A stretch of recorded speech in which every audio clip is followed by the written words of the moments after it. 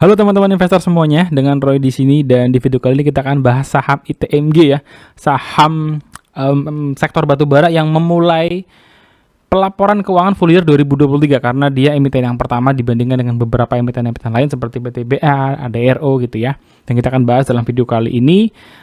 Sebelum lanjut teman-teman jangan lupa untuk subscribe dan like. Kalau teman-teman baru ketemu jangan lupa langsung subscribe aja biar nggak ketinggalan lagi. Sifat dari konten ini adalah investment research, tidak ada jual beli maupun menjatuhkan stakeholders tertentu. Mari kita mulai teman-teman. Jadi khusus untuk emiten komoditas ya, ini slide yang mungkin akan saya bawa terus untuk merimain teman-teman bahwa emiten price taker itu adalah emiten yang mengikuti harga acuan yang terbentuk di pasar. Tak terkecuali ITMG gitu ya. Meskipun ITMG ini punya fundamental bagus, punya kalori yang tinggi, tetapi tidak ada bedanya antara kalori dengan spesifikasi dari ITMG dengan kalori dari Australia, dari India dan lain-lain. Sama-sama batu bara. Jadi itulah alasan kenapa emiten-emiten dari price taker ini ya seolah-olah memang tidak punya keunggulan khusus gitu ya selain mengikuti apa harga yang terbentuk di market. Makanya kita mengenal istilah cyclical kan, cyclical. Ketika siklusnya sedang rendah-rendahnya gitu ya, mungkin itu saat yang bagus untuk mulai melakukan akumulasi. Karena namanya siklus kan kita nggak tahu ya kapan timing itu disebut sebagai low, kapan timingnya sudah seperti di pucuk, itu kan sebenarnya kita nggak ada tahu.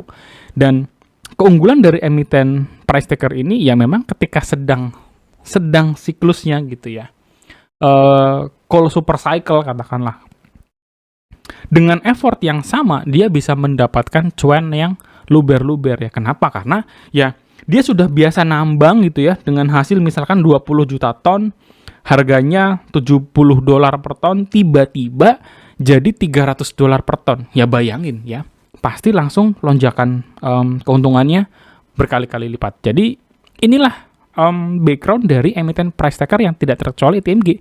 Ketika 2023 harga batu baranya mulai melandai, teman-teman bisa lihat di sini ya, pendapatannya berkurang 35%, minus ya. Minus 35%, laba bersihnya minus 58%. Jadi pendapatannya benar-benar tertekan untuk ITMG di 2023. Sebenarnya ya ITMG itu sudah berusaha untuk menggenjot produksi gitu ya, di mana mereka menaikkan produksi sehingga volumenya naik 10%.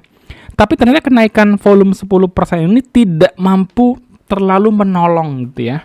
Karena apa? Karena dengan minus 58% menurut saya penurunan laba bersihnya sangat-sangat signifikan dibandingkan dengan 2022. Tetapi ya, kita juga harus pahami bahwa 2022 itu adalah salah satu siklus puncaknya harga batubara gitu ya. Sehingga sebenarnya dibandingkan dengan tahun-tahun yang cukup suram ketika batubara itu dihargai di bawah $50, harga sekarang ini masih tergolong harga yang tinggi. Meskipun sepanjang tahun 2023 average selling price-nya itu sudah turun 53%. Ya, dibandingkan dengan tahun 2022. Jadi tahun 2023 itu adalah tahun normalisasi harga acuan batubara secara global. Ya, teman-teman bisa lihat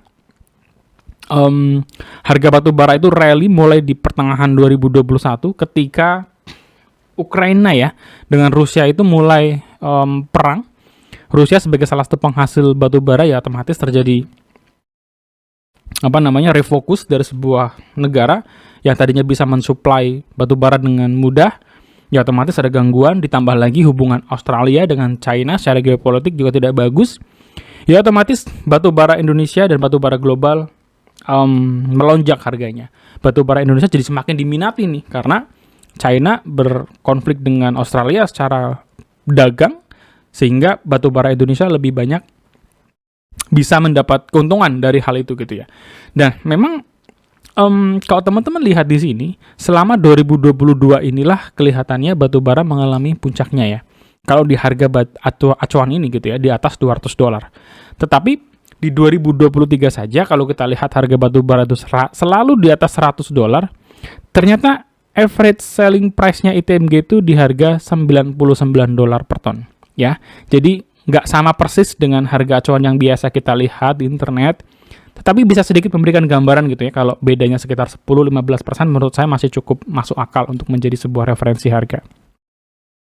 Jadi dengan adanya penurunan kinerja di 2023, ya kalau kita perhatikan gambar ini, yang menarik adalah ketika terjadi penurunan kinerja, biasanya ITMG membagikan dividen dalam jumlah yang lebih besar secara DPR-nya. Ya wajar ya, karena kan kalau DPR-nya kayak 2022 lagi bagus-bagusnya kinerja, DPR-nya dikasih 65% aja udah gede banget, apalagi kalau lebih tinggi lagi. Jadi untuk 2023, kinerjanya lagi turun, potensi DPR-nya naik itu cukup besar menurut saya. DPR-nya dividen payout ratio ya, bukan dewan-dewan itu ya teman-teman ya. Jadi dividen payout ratio-nya bisa kemungkinan akan lebih tinggi. Berapa estimasinya? Di 2024 sih saya rasa estimasinya bisa di angka 20% gitu ya. 70%, sorry. Di angka 70% untuk DPR-nya. Dan faktornya sebenarnya banyak. Salah satunya adalah jumlah kas yang dimiliki dan rencana capex dari ITMG ya. ITMG itu ada rencana untuk memperbesar capex di tahun 2024 yang katanya kalau dari Pubek ini 2 kali lipat dibandingkan dengan tahun 2023. Tetapi kalau kita lihat posisi kas dari ITMG yang masih jumbo, menurut saya DPR 70% itu masih sesuatu yang masuk akal. Ya, kira-kira 2000 sampai 2100 per lembar saham. Kalau dalam video ini dibuat harga ITMG adalah 26.000 per lembar, maka dividen yieldnya sekitar 8% gitu ya. Jadi menurut saya sih masih cukup oke sebenarnya, lumayan ya, meskipun kinerjanya sudah tertekan dengan DPR yang lebih tinggi sedikit daripada tahun 2023 waktu itu 65%, ITMG masih bisa membagikan yield yang cukup menarik buat para investornya. Nah, tetapi yang menurut saya menarik dari rilisnya laporan keuangan ITMG kali ini adalah respon market yang tidak terlalu sensitif terhadap kinerja gitu ya. Biasanya kalau kita ketemu berita emiten ini labanya anjlok 50% gitu ya, itu pelaku pasar cukup sensitif gitu ya. Makanya dalam momen earning season kayak gini, biasanya itu laporan-laporan keuangan yang bagus itu langsung lonjak tuh, naik 5-10%. Tapi kalau drop ya market menghukum juga. Tapi ternyata nggak berlaku untuk ITMG kali ini ya, karena kalau kita lihat seminggu terakhir ini ITMG hanya turun 3,5% katakanlah. Jadi penurunan ITMG ini sepertinya sudah diantisipasi. Penurunan kinerjanya ITMG itu sudah diantisipasi oleh market gitu, kesannya ya. Sehingga ketika ada berita-berita yang muncul di banyak gitu ya online news, marketnya tenang aja gitu ya, tenang aja. Dan salah satu faktornya mungkin adalah banyak yang menantikan dividen dari ITMG sendiri di bulan April nanti gitu ya. Ini mungkin jadi salah satu aksi yang membuat investor menahan gitu ya, menahan untuk ya mau exit dan lain sebagainya. Nanggunglah kalau dapat dividen 8-10% nanti kan cukup lumayan gitu ya. Nah, dengan kondisi ini teman-teman, berdasarkan tadi satu siklus, kemudian harga, potensi dividen dan lain-lain, kalau teman-teman ada investor ITMG ataupun baru tertarik untuk investasi batu bara, maka jawaban atau statement saya adalah strategi kita itu tergantung dari posisi gitu ya. Kalau kita adalah investor ITMG yang punya ITMG di bawah 15.000, ya merem aja, kalem aja lah ya. Posisi floating profit, dividen tiap tahun lancar, jadi nggak ada isu sehingga harus exit atau buru-buru ngapain. Menurut saya dipegang masih enak. Cuman kalau investor baru beli di harga sekarang gitu ya, maka saya akan mengajak teman-teman untuk melihat beberapa history grafik harga untuk menjadi untuk membantu teman-teman dalam mengambil keputusan nanti gitu. Apakah masuk di harga ITMG 26.000 ini sesuatu yang secara ide cukup menarik gitu. Dari gambar ini teman-teman, kita lihat bahwa meskipun kinerja ITMG itu di tahun 2023 anjlok gitu ya, tetapi anjloknya itu adalah anjlok pasca setahun penuh harga batu bara begitu tinggi, sehingga menyebabkan pendapatan dan laba bersihnya ITMG juga sangat-sangat tinggi. Sehingga apa? Dengan anjloknya kinerja ITMG di tahun 2023 itu masih lebih baik dibandingkan dengan tahun-tahun sebelumnya gitu ya, kecuali 2022 tentunya ya. Kita bandingkan ITMG 2023 dengan 2021 atau dengan 2018 gitu ya, itu kelihatan perbedaan yang cukup signifikan dari laba bersihnya. Jadi longsornya atau jatuhnya laba bersih ITMG itu masih mendapat respon yang tenang dari market ya. Menurut saya salah satunya adalah ini, bagaimana market juga cukup realistis gitu ya. Kalau dibandingkan dengan tahun 2022 ya nggak bisa gitu ya. Nggak bisa, dalam artian itu tahun sedang benar-benar puncaknya. Dan ketika turun pun ternyata masih lebih baik dibandingkan tahun-tahun yang lain gitu. Jadi kita melihat bahwa mungkin tenangnya market terhadap respon berita ini ya karena secara revenue dan laba bersih, duh kok ngeblank aku. Nah, kalau kita lihat gambar ini teman-teman, ya kita lihat bahwa 2023 itu ya secara perbandingan year on year memang laba bersihnya ITMG itu jatuh cukup signifikan ya, 58%.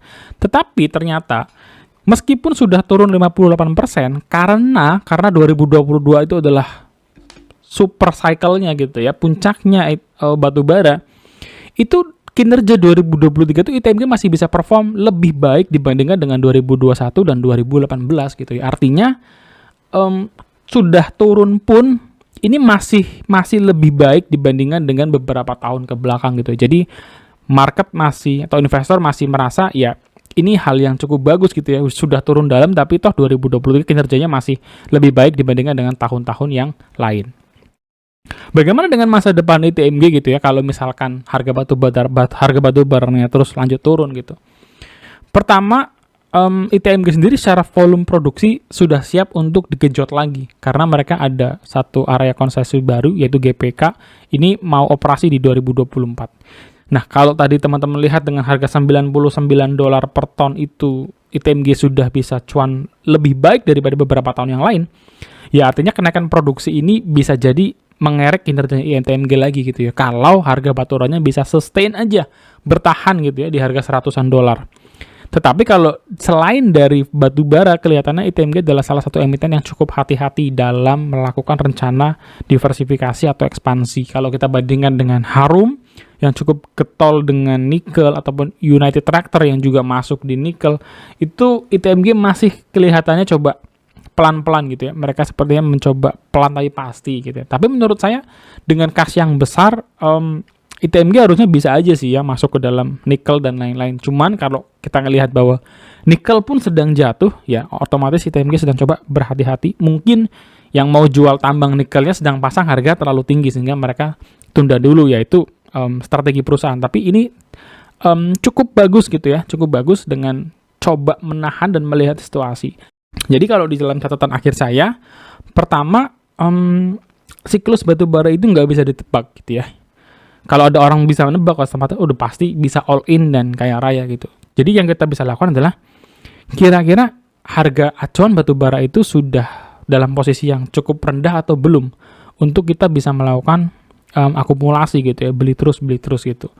Nah, masalahnya adalah sekarang ini saya mendengar dan sering membaca sebuah statement dari banyak berita-berita gitu mengenai istilah harga keseimbangan baru. Harga keseimbangan baru adalah harga di mana batu bara nggak murah banget, nggak murah sampai di bawah $60-70, tapi juga nggak mahal banget di atas $200. Ini adalah kesan yang dibentuk di market mengenai harga keseimbangan baru. Apakah benar akan kejadian seperti ini? Time will tell gitu ya. Kenapa? Karena harga $100 saja menurut saya itu emiten batu bara sudah pada untung cukup lumayan. Apalagi kalau sempat naik spike menuju 200 misalnya ya. Itu pasti akan lebih untung lagi. Tapi bukan nggak mungkin apa yang coba dibentuk oleh media-media ini juga bisa salah gitu ya. Malah harga batu baranya turun lagi. Jadi dalam kondisi seperti ini, once kita teman-teman sudah ready untuk masuk di batu bara, komit untuk long term gitu ya. Hanya itu solusinya supaya kita nggak merasa kita nyangkut. Gunakan dividen yang kita terima 8%, 10%, 12% untuk compounding ya. Untuk compounding dibeliin lagi, digulung terus ya sampai akhirnya nanti ketemu siklus lagi, super cycle lagi entah tahun berapa, kita sudah punya lot yang jumlahnya sudah cukup besar gitu ya. Lalu pertanyaan yang mungkin sering ditanyakan adalah apakah coal akan naik lagi nih, karena hanya dengan kenaikan harga acuannya lah, maka emiten-emiten dari batu bara ini akan pesta pora gitu ya. Menurut saya butuh faktor X ya, seperti halnya perang Ukraina dengan Rusia, kemudian gangguan dagang Cina dengan Australia. Jadi butuh faktor X gitu ya. Nah, apa sih yang teman-teman kira-kira bisa bayangkan gitu ya kalau ngomongin faktor X, geopolitik, terutama karena akhir-akhir ini tuh geopolitik bener-bener kadang nggak bisa diprediksi kapan munculnya gitu ya. Tapi yang saya cukup notice itu adalah terkait dengan pemilihan presiden di United States ya, di Amerika. Karena Pak Donald Trump ya ini mau nyalon lagi nih. Nah, kita tahu Donald Trump itu sosok yang cukup kontroversial, suka nge-tweet aneh-aneh, dan kalau dilihat dari keberpihakannya, Donald Trump ini berpihak dengan Ukraina dengan cara yang lebih tegas gitu ya. Artinya apa? Ya bisa saja dia membuat sesuatu yang mengakibatkan tensinya naik lagi gitu ya secara geopolitik ya. Sebenarnya secara global ini nggak disukai sih. Tapi kalau ini terjadi, mungkin aja hal-hal yang berkaitan dengan komoditi bisa spike lagi karena faktor-faktor tersebut. Ya, ini hanya satu yang saya kepikiran gitu ya. Mungkin teman-teman punya bayangan lain, boleh kita diskusi bareng di kolom komentar. Siapa tahu juga bisa memberikan insight buat yang lain.